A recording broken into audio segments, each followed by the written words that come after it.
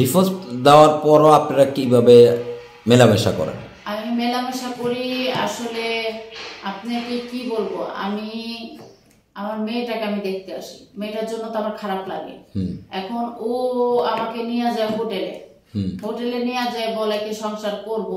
আমি এখনো মনে করেন আমি এখনো আশায় আছি ও যদি স্যালেন্ডার করে যে হ্যাঁ তোমাকে নিয়ে আমি খেতে চাই বা তুমি সংসার করো, যেহেতু আমার বাচ্চা একটা ভাই আছে, এটা ভাইবা আমি আমি তার সে যখনই বলে আমি তার বারবার তার কাছে যাই, যেহেতু মেয়েটা তার কাছে আছে, এর জন্য যত কষ্ট হোক আমার যাইতে হয়। কিন্তু যখন আমি শুনছি সে সেকেন্ড আবার বিয়ে করছে আর সে নিজে আমাকে অপহরণ করে একটা হোস্টেলে রাখছে।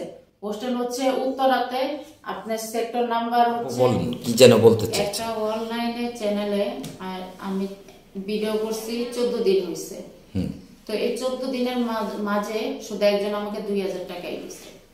আর বেশিরভাগই খারাপ অপশন আসতেছে যে তার সাথে ভিডিও কলে সেক্স করতে হবে, টাকা দিব।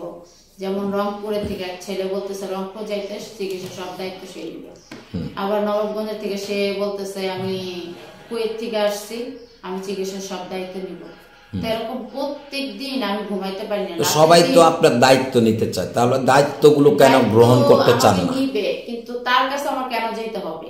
সে আসুক ঢাকাতে, সে এসে আমি তাকে বলছি আপনার টাকা নেয় এসে আমার ডক্টরের সাথে কথা বলে আমাকে চিকিৎসা করায়, সুস্থ করায়, আমাকে বাসায় পাঠিয়ে দেখে চলে যান। তারা বলে তাদের কাছে যাইতে। আচ্ছা, তাহলে আমি একটা মেয়ে মানুষ, আমি তাদের কাছে যাবো, তারা কি আমাকে নিয়ে যে ভালো রাখবে তার কোনো গ্যারান্টি আছে বলেন?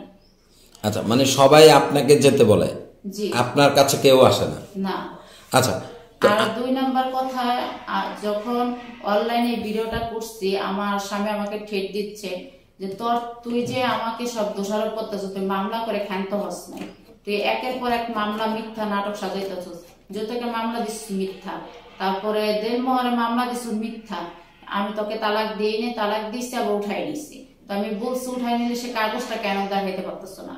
পরে এটা কোনো আর উত্তর দিতে পারে না। যখন কাগজ চাই এবং কি জজও কাগজ চাইছে যে আপনি যেন তালাক দিয়ে যে উঠাইছেন তার রিসিপ্ট কপিটা আমাকে দেখান, সে দেখাইতে পারে না, তাহলে এটা তালাকের ইস্যুটা কিভাবে সে উঠাইলো? পরে আমাকে বলছে তোর থেকে বড় মিডিয়া যে আছে তার মিডিয়াতে আমি লাইভ করে তোর নামে আমি সবকিছু ভাইরাল করে দিব।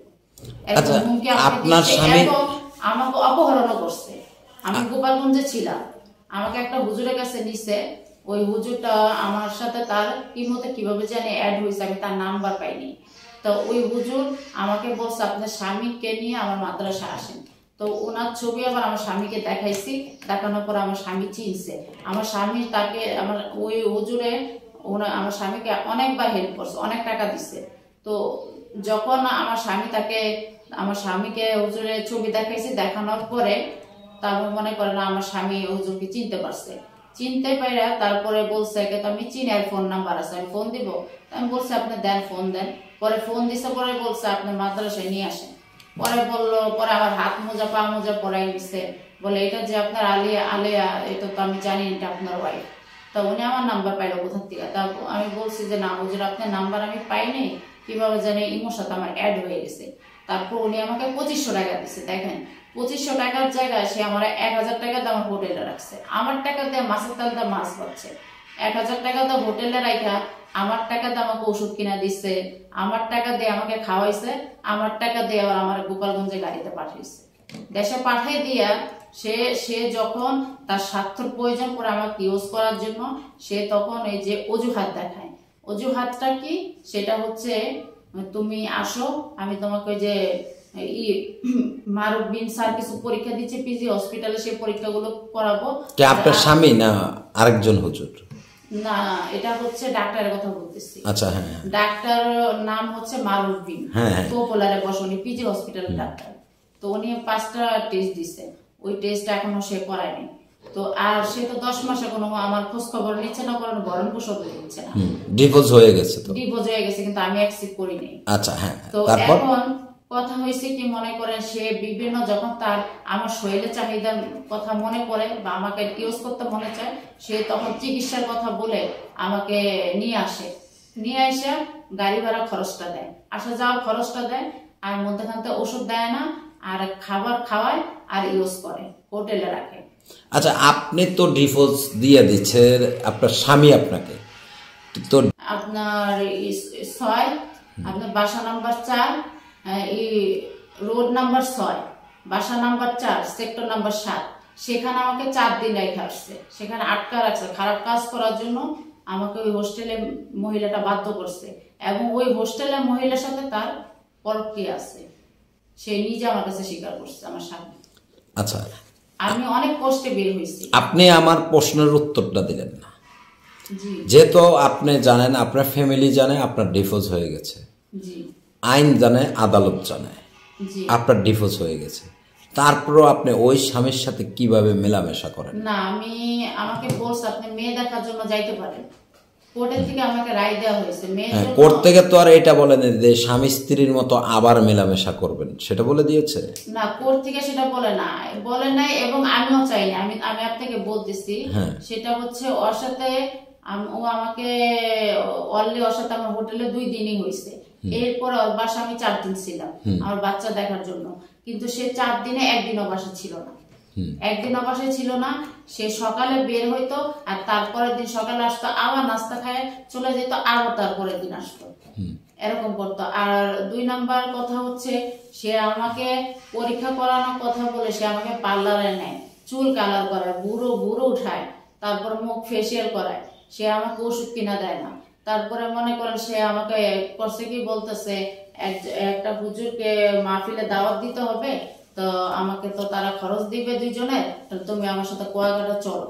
তা আমি বলছি, তা আমি যাব না, আমাকে তো আপনি কোনো খরচ টরচ দেন না, কোনো চিকিৎসা করেন না, কোনো ওষুধও কিনা দেন না।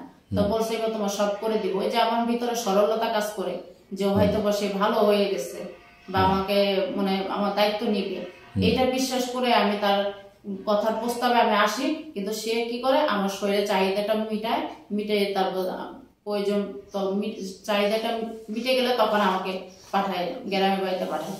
এবং সেম এই ঘটনাটা আবারও ঘটছিল। সেটা আমাকে গোপালগঞ্জ থেকে নিয়ে আসছে, আইনা ও মহিলা হোস্টেল উঠাইছে, সেখানে খারাপ কাজ করার জন্য লিপ্ত করছে। আমি রাজি হইনি, বাধ্যতামূলক আমি বাঁচার জন্য আমি পরে ট্রিপল লাইনে ফোন দিয়ে পূর্ব থানায়, পশ্চিম থানায় এসআইকে দিয়ে এসআই আমাকে উদ্ধার করছে।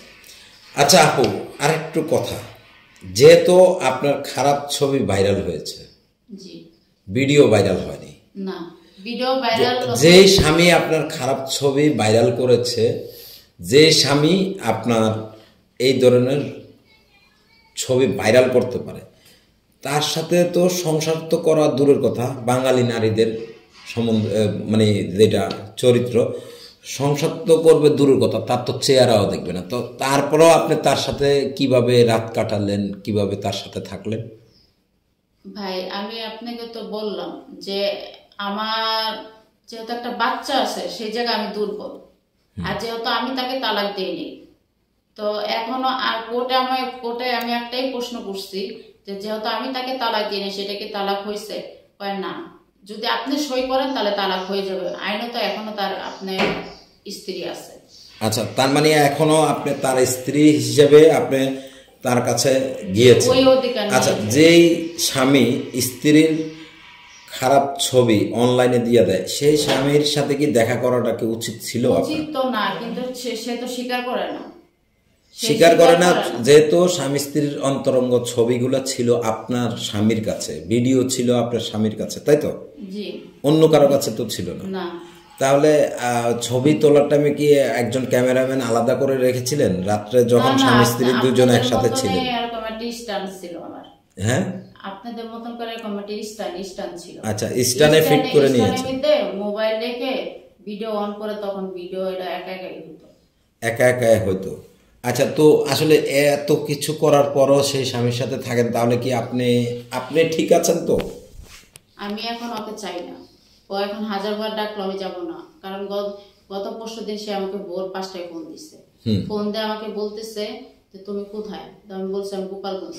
পরে আমি বলছি কেন? আসলে কি ও এখনো ধান্দা খুঁজে বেড়াচ্ছে, এখনো এই যে বড় বড় আলেমদের কাছে যায় পা ধরে, বড় বড় আলেমদের দিয়ে এখন আমাকে সাহায্য চাইতে পারে। এর জন্য ও এখন আবার এই ধান্দার জন্য আমাকে ফোন দেয়।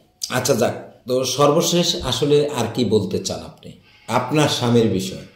আমার স্বামীর বিষয়ে আমি আপনাদের প্লিজ এটা রিকোয়েস্ট করে বলতেছি, এটা ও একটা প্রতারক। ওর নাম সাব্বির আহমেদ। ও থাকে হচ্ছে উত্তরা দক্ষিণ খান মোল্লাপাড়া রাজ্জাক টাওয়ার। আর বাবার নাম ওমর ফারুক। আর ওর প্রতারকের পায়ে পাড়া আপনারা ফাঁদে পা দিয়েন না। এতে আপনাদের কোনো মূল্য হবে না এবং আপনাদের ব্যস্ত হবে না, জাহান্নাম তো অবরিত হবে। ওদের যে বোনের পর্দা করা আর মার পর্দা করা, এগুলো সব হচ্ছে মিথ্যা একটা নাটক সমাজকে দেখানো। আর ওই ছেলে সাব্বির, ওর বাবা সুস্থ মানুষ, সারাদিন 3 বেলা খায় আর ঘুমায়। আর হচ্ছে সাব্বির হচ্ছে একটা হুজুর, যে সে কখনো কি মনে করেন বাইরের একটা স্মার্ট গেঞ্জি পরা মেয়ে, তার শৈল উন্নয়ন নাই, সেই হুজুর কি তার দিকে তাকাবে? এটা তো ইসলামে জায়েজ কি আপনাদের কি দৃষ্টিতে মনে হয়? সেটা কি জায়েজ তার জন্য না ফরজ? সে ওদিকে তাকায়। এবং কি শাকিব খান, আমাদের বাংলাদেশের যে সুপারস্টার শাকিব খান, তার ছবিও সে হলে যায় থাকে। তো এখন আপনাদের কাছে একটাই রিকোয়েস্ট, ওদের পায়ে আপনারা প্লিজ আপনারা পাড়া দিয়েন না। আমি যেমন ভুক্তভোগী হয়েছি, আপনারা ভুক্তভোগী হইন না। আমি জীবনে অনেক কষ্ট পাইছি ওর কাছ থেকে, অনেক। ও যখন আমাকে তালাক দেয় তখন আমি সাথে সাথে আমি ব্রেন স্ট্রোক করছি। ওর বেঁচে থাকার কথা না, কিন্তু আল্লাহ কেন জানি হয়তো কার দোয়া আল্লাহ আমাকে বেঁচে রাখছে আমার দুনিয়াতে। ওর জন্য আজকে আবার হার্টে সমস্যা হয়েছে। আচ্ছা দর্শক, আপনারা যেখানে আছেন ভালো থাকবেন, সুস্থ থাকবেন। যদি আমাদের কোনো ভুল ত্রুটি থেকে থাকে তাহলে অবশ্যই ক্ষমা দৃষ্টিতে দেখবেন এবং কেউ এই বোনের মতো ভুল করবেন না। যারা বোনেরা ভিডিওটি দেখবেন তাদেরকে বলছি, আপনারা কখনোই এই ভুল করবেন না যে নিজেদের স্বামী স্ত্রীর অন্তরঙ্গ সময়ে ভিডিও কিংবা ছবি তোলা, কিংবা আপনাদের স্বামী যদি আপনাদের কোনো ছবি টবি তুলতে চায় অবশ্যই সাবধানতা অবলম্বন করবেন, কারণ এখনকার দিনে কাউকে বিশ্বাস করা যায় না। তো আপনারা সকলেই ভালো থাকবেন, সুস্থ থাকবেন। আল্লাহ হাফেজ।